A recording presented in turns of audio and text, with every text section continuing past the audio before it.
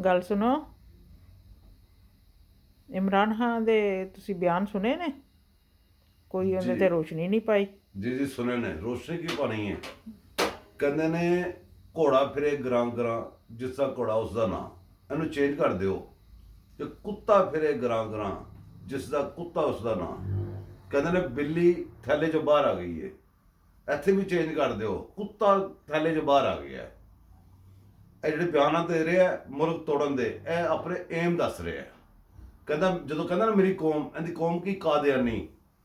ਹੁਣ ਇਸ ਮੁਲਕ ਦੇ ਵਿੱਚ ਪਾਰਲੀਮੈਂਟ ਨੇ ਕਾਨੂੰਨ ਪਾਸ ਕਰਨਾ ਚਾਹੀਦਾ ਹੈ ਕਿ ਇਸ ਮੁਲਕ ਦੇ ਜਦੋਂ ਫੈਸਲਾ ਹੋਵੇ, ਬਾਕੀ ਫੈਸਲੇ ਜੋ ਮਰਜ਼ੀ ਗੰਦ ਘੋਲਣ ਪਏ, ਇਹ ਪਲਾਟ ਖਾਣ ਵਾਲੇ ਜੱਜ, ਜਦੋਂ ਇਸ ਮੁਲਕ ਦਾ ਫੈਸਲਾ ਹੋਵੇ ਉਦੋਂ 5 ਕਾਦੀਆਨੀ ਬੈਠ ਕੇ ਫੈਸਲਾ ਨਾ ਕਰਨ, ਉਦੋਂ ਪੂਰਾ ਫੁੱਲ ਕੋਰਟ ਬੈਂਚ ਬੈਠੇ, ਕਿਉਂਕਿ ਪਾਕਿਸਤਾਨ ਦਾ ਮਸਲਾ ਹੈ।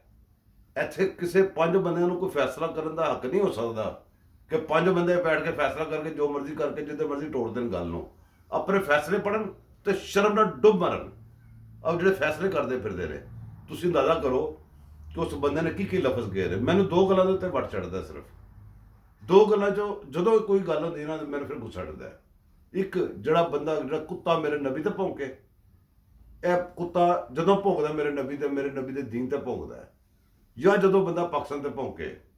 ਉਸ ਬੰਦੇ ਨੇ ਜਿਹੜੇ ਲਫ਼ਜ਼ ਗਏ ਨੇ, ਉਹ ਲਫ਼ਜ਼ ਸੁਣ ਕੇ ਸਾਡੀ ਫੌਜ, ਇਹਨੂੰ ਲਿਆਉਣ ਵਾਲੇ ਸਾਰੇ ਜ਼ਿੰਮੇਦਾਰ ਨੇ, ਇਹ ਨਹੀਂ ਕਹਿ ਰਿਹਾ, ਇਹ ਲਫ਼ਜ਼ ਇਹਦੇ ਨਹੀਂ ਗਏ, ਇਹ ਲਫ਼ਜ਼ ਇਹਨੂੰ ਲਿਆਉਣ ਵਾਲੇ ਦੇ ਲਫ਼ਜ਼ ਨੇ। ਉਹ ਜ਼ਿੰਮੇਦਾਰ ਹੈਗੇ ਨੇ, ਇਹਨੂੰ ਹੁਣ ਤੱਕ ਸਪੋਰਟ ਕਰਨ ਵਾਲੇ ਦੇ ਲਫ਼ਜ਼ ਹੈਗੇ ਨੇ, ਉਹਨਾਂ ਦੇ ਏਮ ਹੈਗੇ ਨੇ।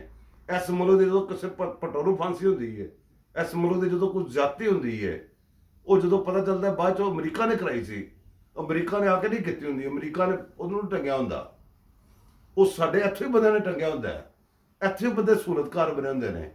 ਅੱਜ ਮੁਲਕ ਤੋੜਨ ਵਾਸਤੇ ਏਮ ਉਹਨੇ ਦੱਸਿਆ ਕਿ ਕਿਸ ਤਰ੍ਹਾਂ ਨੇ ਮੁਲਕ ਨੂੰ ਹਿੱਟ ਕਰਨਾ ਹੈ। ਅਦਾਰੇ ਤਬਾਹ ਕਰਤੇ ਉਹਨੇ, ਨਿਊਕਲੀਅਰ ਉਹਦੇ ਪੂਰਾ ਸਾਰਾ ਟਾਰਗੇਟ ਨਿਊਕਲੀਅਰ ਤੇ ਹੈਗਾ। ਜਦੋਂ ਉਹ ਕਹਿੰਦਾ ਨਾ ਕਿ ਵੀ ਅਸੀਂ ਗੁਲਾਮ ਆ, ਉਹ ਐਸੇ ਵਸੇ ਕਹਿੰਦਾ ਅਸੀਂ ਗੁਲਾਮ, ਸਾਡੇ ਕੋਲ ਨਿਊਕਲੀਅਰ ਲੈ ਲਓ। ਇਹ ਜਿਹੜੇ ਪਾਸੇ ਲੈ ਕੇ ਗਿਆ, ਜਿਹੜਾ ਥੋੜਾ ਕੰਮ ਰਹਿੰਦਾ ਸੀ ਹੁੰਦਾ, ਇਹ ਆਵਾਮ ਦਾ ਪ੍ਰੈਸ਼ਰ, ਇਹ ਸਭ ਕੁਝ ਇਹਨਾਂ ਨੇ ਥੋੜੀ ਬ੍ਰੇਕ ਲਾਈ ਹੈ।